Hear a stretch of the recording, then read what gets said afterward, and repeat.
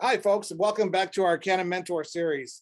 Today, this afternoon, depending on when you're watching this, we are excited to be joined by a leading expert in the Arizona cannabis industry, Marvina from 420 Collections. Is it, I always just say 420, but I think you guys have it as Collections. Yes, it's 420 Collections. Yeah.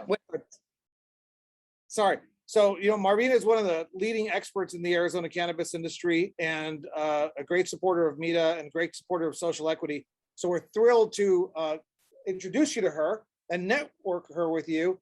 And let's learn a little bit about her company, how she got into the industry, and some advice she might have for social equity applicants, and then how to contact you. So Marvina, tell us a little bit about yourself. Okay, well, my name is Marvina Thomas, which I said that before, but I am the CEO of 420 Collections. And the reason why we had it 420 Collections is in the beginning, it was 420 skincare. I started with just a skincare, and I started with just a bar of soap, believe it or not.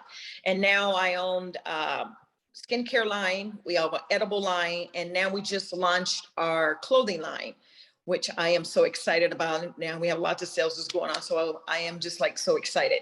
Been in the industry since 2017.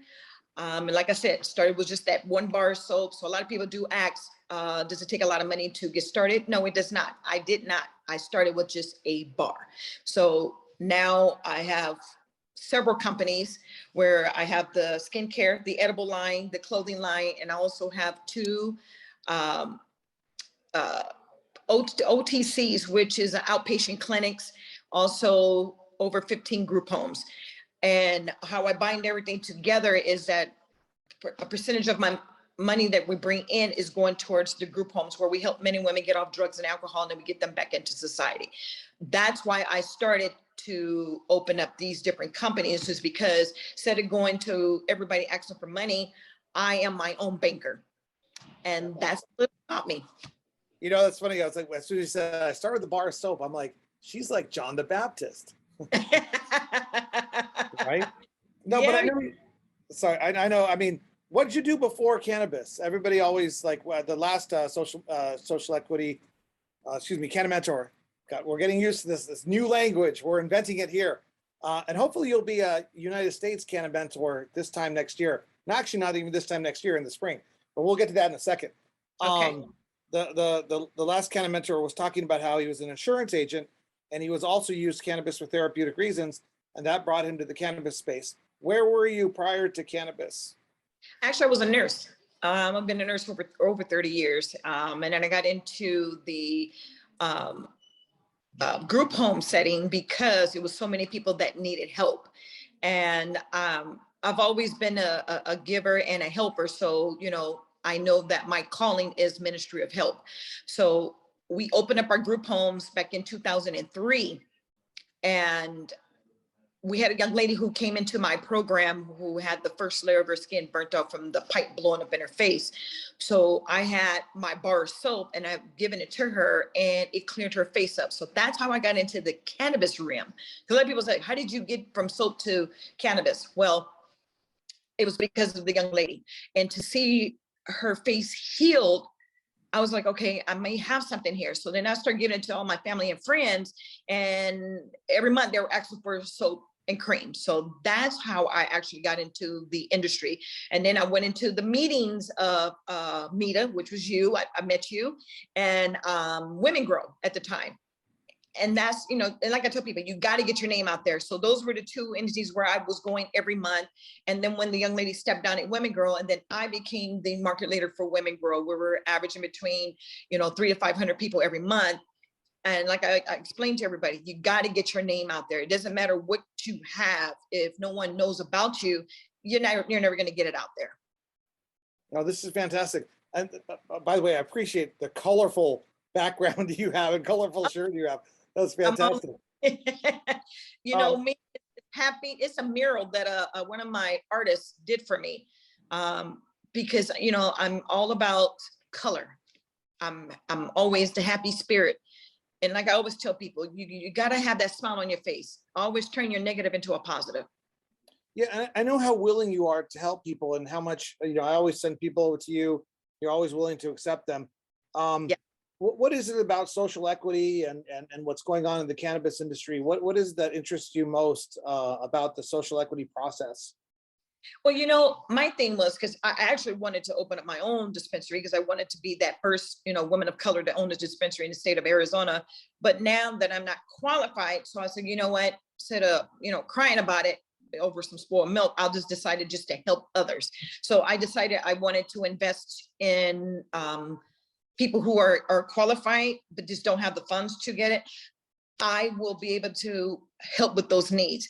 I just want everybody of all colors to be able to have a chance in that space. No, that's fantastic. And you know, different social equity mentors, Cannamentors, have different things to offer, and that's wonderful to know that you have the investment capital to back people up. You know, we're presenting these to the public, and you know, people will come and watch the 5, 10, 15-minute videos and take from it what they want, make connections with the people that they feel good about. And it's great that we can let people know that you have that resource as well as the ABCs, the 1, 2, 3s of how the cannabis space works.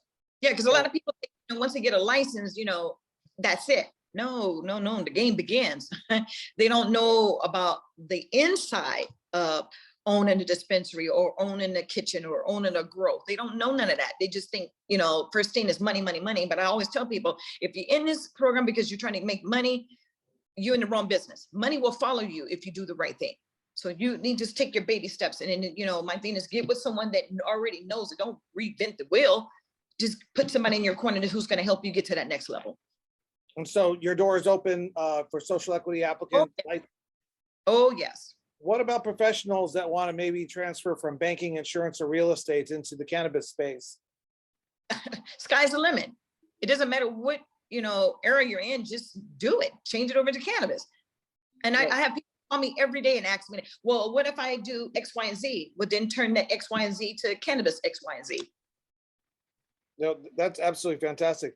Any other advice that you'd have for the current pool of social equity applicants or professionals that are looking to, and you know, one of the coolest things that we've done with our program is that, yeah, we know that the licenses opportunities are limited. It's going to be a big lottery and it's going to be challenging, but providing education information to others, they're discovering other avenues. Like, hey, maybe I'll give Marvina a call and see if she needs a wholesale manager, you know?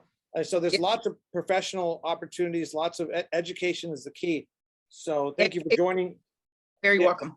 Thank you for joining us as a Cannamentor, and you know, thank you for making yourselves accessible. But any other advice you'd have to people looking to get into the industry? And then we'll get to your. One, just stay focused and stay on your dream.